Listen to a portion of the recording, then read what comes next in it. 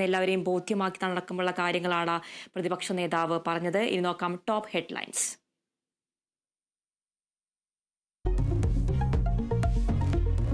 ലോക്സഭ പാസാക്കിയ വഖഫ് ഭേദഗതി ബിൽ ഇന്ന് രാജ്യസഭയിൽ ഉച്ചയ്ക്ക് 1 മണിക്ക് ബിൽ അവതരിപ്പിക്കും. പ്രിയങ്ക ഗാന്ധി സഭയിൽ എത്താതിരുന്നതിൽ വിമർശനം. ലോക്സഭയിൽ ബില്ല് പാസാക്കിയത് 14 മണിക്കൂർ നീണ്ട ചർച്ചകൾക്കൊടുവിൽ.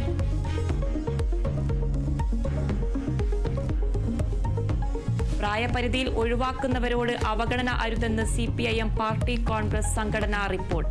ഒഴിവാക്കുന്നവർക്ക് പാർട്ടി ഘടകമോ കർമ്മ മേഖലയോ നിശ്ചയിച്ചു നൽകാത്ത ചില സംഭവങ്ങളുണ്ട്.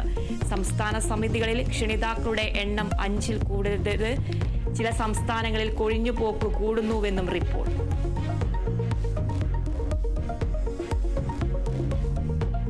ആലപ്പുഴയിൽ അസാധാരണ വൈകല്യത്തോടെ കുഞ്ഞു പിറന്നതിൽ ചികിത്സാ പിഴവ് സമ്മതിച്ച് ആരോഗ്യവകുപ്പ്.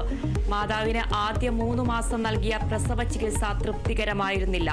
അപകട സാധ്യത അറിയിക്കുന്നതിൽ 2 ഗൈനക്കോളജിസ്റ്റും പരാജയപ്പെട്ടു.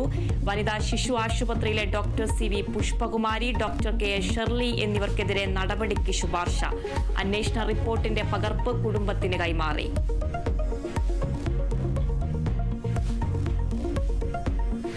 ഇന്ത്യ അടക്കമുള്ള രാജ്യങ്ങൾക്ക് അധിക തീരുവ പ്രഖ്യാപിച്ച് അമേരിക്ക. ഇന്ത്യക്കെതിരെ 26%, ചൈനയ്ക്ക് 34% തീരുവ. എല്ലാ ഇറക്കുമതിക്കും 10% അടിസ്ഥാന തീരുവ. സാമ്പത്തിക സ്വാതന്ത്ര്യത്തിന്റെ പ്രഖ്യാപനമെന്ന് പ്രസിഡന്റ് ഡൊണാൾഡ് ട്രംപ്.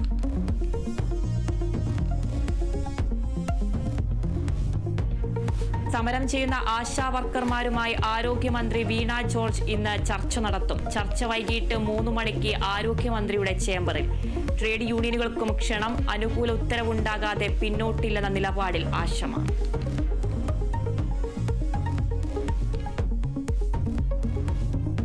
ഭാസ്കരക്കാർണവർ കൊലക്കേസ് പ്രതി ഷെറിന്റെ മോചനം മരവിപ്പിച്ച് സർക്കാർ. നടപടി ബാഹ്യ സമ്മർദ്ദമുണ്ടായെന്ന ആരോപണത്തെ തുടർന്ന് മോചന തീരുമാനം അടങ്ങിയ ഫയൽ ഗവർണർക്ക് കൈമാറിയില്ല.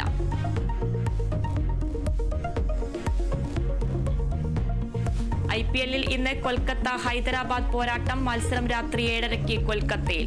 വിജയവഴിയിൽ തിരിച്ചെത്താൻ ടീമുകൾ.